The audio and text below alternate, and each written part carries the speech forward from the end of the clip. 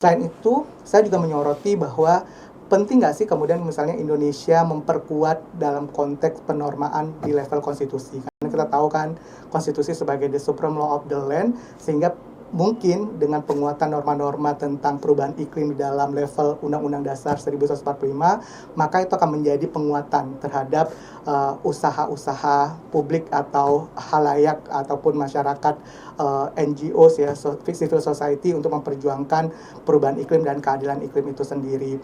Karena kalau kita lihat sejauh ini mungkin kita patut mengapresiasi benar bahwa norma-norma hijau itu atau nuansa rimbun dalam konstitusi kita itu ada melalui perubahan undang-undang dasar yang sebelumnya sama sekali tidak memberikan jaminan tentang perubahan iklim ataupun kemudian perlindungan terhadap lingkungan.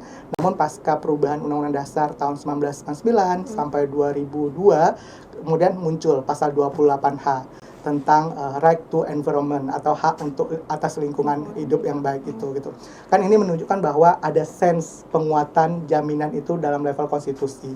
Namun itu tidak begitu cukup. Karena kenapa saya bilang tidak begitu cukup? Karena kemudian kalau kita bandingkan dengan beberapa negara-negara yang lain, justru negara-negara lain itu secara eksplisit mengatakan tentang protection from the climate change. Jadi perlindungan terhadap perubahan iklim di dalam konstitusinya. Setidaknya ada beberapa negara-negara di Afrika dan juga di Amerika Latin yang kemudian melakukan amandemen terhadap undang-undang dasar mereka atau konstitusi mereka dan memasukkan norma itu. Sehingga ada sebuah kepastian hukum yang pada level hukum tertinggi mereka untuk jaminan itu sendiri.